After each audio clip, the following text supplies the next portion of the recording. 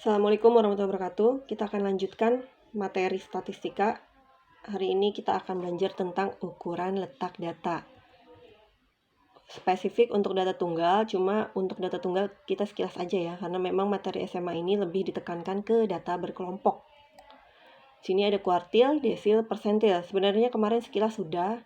Nah, Ibu akan ajarkan rumus yang mereka tuh mirip antara kuartil, desil, persentil. Mungkin nanti kalian ada yang belajar dari buku lain, rumus kuartilnya berbeda. Ada yang 4 tipe rumus, jadi ada tipe-tipe tertentu, jadi 4 rumus khusus kuartil. Ada yang 2 rumus, ada yang 1 rumus. Nah, Ibu ajarkan yang 1 rumus aja, yang rumusnya pun mirip dengan desil dan persentil.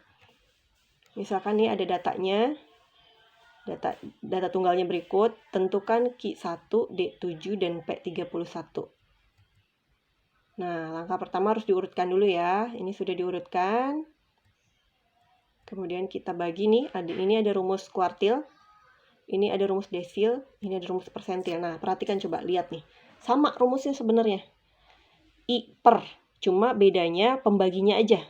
Kalau kuartil pembaginya 4, desil pembaginya 10, persentil pembaginya 100. Karena memang yang namanya kuartil itu kan membagi data menjadi 4 bagian. Desil membagi data menjadi 10 bagian, persentil membagi data menjadi 100 bagian. Jadi dia hanya beda di pernya aja, yang lainnya sama. Proses langkahnya pun sama. Kita kerjakan dulu yang kuartil nih.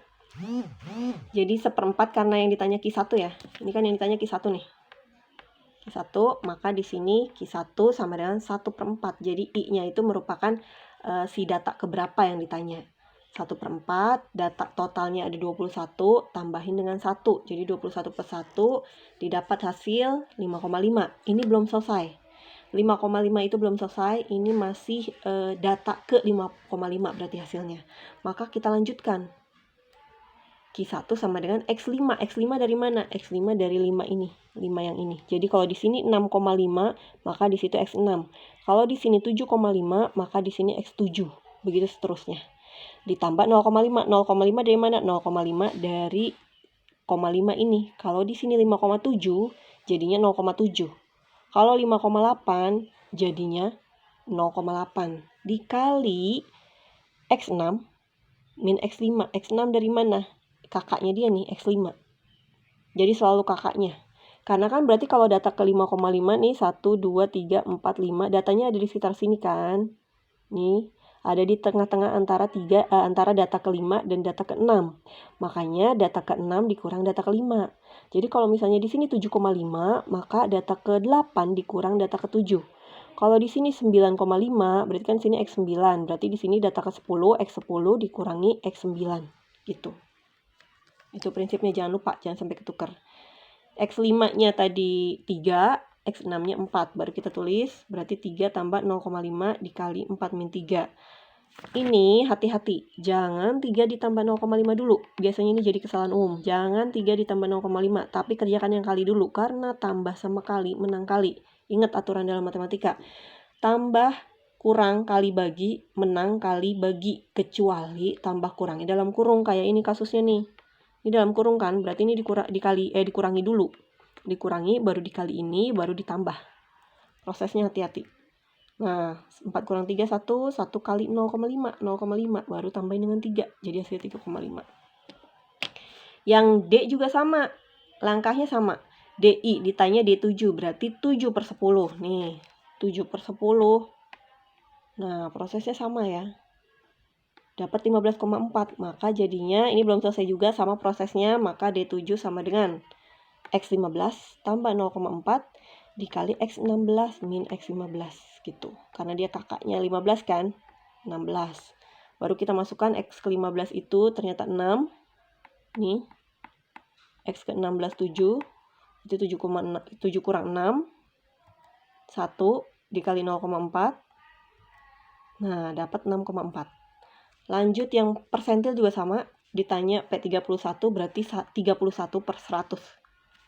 Nah, dapat 6,82. Langkahnya sama, berarti X6 ditambah 0,82 dikali X7 dikurang X6. Dapat nih X7-nya. 4, 5, 6, 7. X7-nya ini, 4 dikurang 4. Berarti 0 ya. 0,82 kali 0, 0. 0 tambah 4, 4. Gitu. Seragam, jadi sama proses pengerjaannya. Mau datanya ganjil, datanya genap, karena ada di beberapa buku, kuartil itu dibedakan antara si data ganjil dan data genap. Cuma kita pakai metode, jadi memang untuk kuartil ada beberapa metode, salah satunya metode interpolasi, kita pakai yang ini aja. Biar seragam, rumusnya ngapalinnya satu aja. Itu untuk data tunggal. Nah, data berkelompok. Data berkelompok untuk kuartil, desil, dan persentil. Contohnya, tentukan Q3, D8, dan P43 dari skor. Skornya ini. Skornya sudah ada. Ini frekuensi. FK itu frekuensi kumulatif. FK itu frekuensi kumulatif. Frekuensi kumulatif itu kumulatif kan kumulasi, akumulasi jumlah. Berarti frekuensi kumulatif itu agak buram ya. Frekuensi kumulatif nih, nanti dulu kita ke nih rumusnya dulu. Jadi rumusnya antara kuartil, desil, dan persentil juga sama, mirip. Mirip banget, cuman bedanya di pembagi aja nih. Per 4, ini per 10, ini per 100, sama kayak tadi kasusnya. Hanya beda di pembagi. Proses TB-nya, TB kemarin sama ya, kayak kemarin, tapi bawah. C-nya panjang kelas. N-nya jumlah data, FK frekuensi kumulatif kelas sebelum, nanti gue ajarin. F-nya frekuensi si dia, si kelas kuartilnya. Nah, beda, untuk data berkelompok kita harus nyari lokasi kelasnya dulu, sama kayak modus kemarin, cari lokasinya di mana. Langkahnya pertama kita cari frekuensi kumulatifnya dulu nih. Oke, cari frekuensi kumulatif tuh gini. Ini 1 kan, 1 jumlahnya kan dia 1. Ini jumlahnya 5. Ini jumlahin lagi total 13. Jadi jumlah frekuensi. Ini jumlahin 30. Ini jumlahin 40. Jadi frekuensi kumulatif tuh jumlah frekuensi sampai kelas ini berapa? 1. Sampai kelas ini 5. Sampai kelas ini 13 dari tambah-tambahin gitu. Oke ya. Kelihatan nggak nih?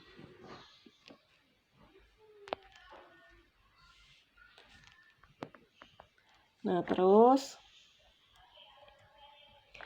kita nyari kelas, kita ngerjain yang kuartil ya. Kita nyari lokasi kelasnya dulu. Lokasi kelas dia di mana? Caranya nih pakai rumus ini, 3/4N, pakai yang ini nih. Ini kan I/4N. Ini karena yang ditanya Q3 berarti 3/4N. Kalau ditanya Q1 ya 1/4N gitu. 3/4 N yang 40 berarti 30. Maka lokasi si kuartil itu ada di data ke-30. Data ke-30 yang mana? Sampai sini 1, sampai sini 5, sampai sini 13, sampai sini 30. Nah, berarti ada di kelas ini. Ada di kelas keempat, data ke-30. Kalau datanya ke-3, data ke-3 berarti adanya di sini nih. Data ke-3 kan ini kalau diurutkan nih. Diurutkan ya, ini berarti ada 1 data. Ini ada 4 data kan, berarti 1, 1, 2, 3, 4, berarti 5. 1, 2, 3, 4, 5, 6, 7, 8, total 13 gitu. Jadi data ke-30 itu berarti ada di daerah sini. Nih. Oke ya. Terus baru masukin ke rumus. TB-nya kan berarti 54,5. C-nya 5. N-nya 40 nih. FK-nya, kalau datanya di sini, maka FK-nya yang ini, 13. Kan jumlah data sebelum. Jumlah frekuensi sebelum si kelas. Ini kita masukkan. Coba, nah, per frekuensi si dia 17. Tinggal dihitung deh. 54,5 tetap. Nih, ini 30 ya, min 13. Ini 17 kan, 17 per 17, 1. 1 kali 5, 5. 54,5 tambah 5, 59,5 gitu. Terus yang desil. Sama langkahnya. Berarti kan yang ditanya 8, D8. Berarti 8 per 10 kali N nih buat nyari kelasnya. 8 per 10 kali N hasilnya 32. 32 berarti lokasinya ada di sini. Kan ini mentok sampai 30. Berarti data ke 31, 32 ada di sini. 33 sampai 40 ada di sini. Maka jadinya kelasnya 60 sampai 64. Terus kita masukkan ke rumus, maka TB-nya itu 59,5 ya. C-nya 5, FK-nya berarti 30. FK-nya 30 nih. Jumlahnya jumlah total frekuensi kelas sebelum. Frekuensi si dia 10. Nah, jadinya begini. 59,5 tambah 5. Nah, per 10. Ini berarti 32 min 30. Jadi gini ya. 2 per 10. 10 per 10, 1 jadinya. Nah, dapat 60,5. Oke ya. Kemudian persentil. Persentil sama. Berarti kita cari lokasi kelasnya. Pokoknya modus, kuartil, desil, persentil, cari lokasi kelas. Nah, kita lokasi kelasnya berarti yang ditanyakan P43, maka 43 per 100 ya, 43 per 100 kali N. Dapat hasilnya 17,2. 17,2 berarti lokasinya ada di, ini kan sampai sini 13, berarti lokasinya ada di sini. Kelas 55 sampai 59. TB-nya sama kayak yang atas, 54,5 tambah, nah. Ininya 30 ya. 55 sampai 59 harusnya ininya berapa tadi? FK-nya ya 13 ya. Nah, silahkan lanjutkan. Gitu, guys. Oke. Itu untuk kuartil, desil, persentil. Kita lanjut. Kalau kurang jelas boleh dijapri, Ibu. Ukuran penyebaran data. Ini banyak banget. Untuk data tunggal banyak biasanya, cuman sekilas aja lah, karena data kelompok biasanya ditanyain. Sebenarnya simpel sih.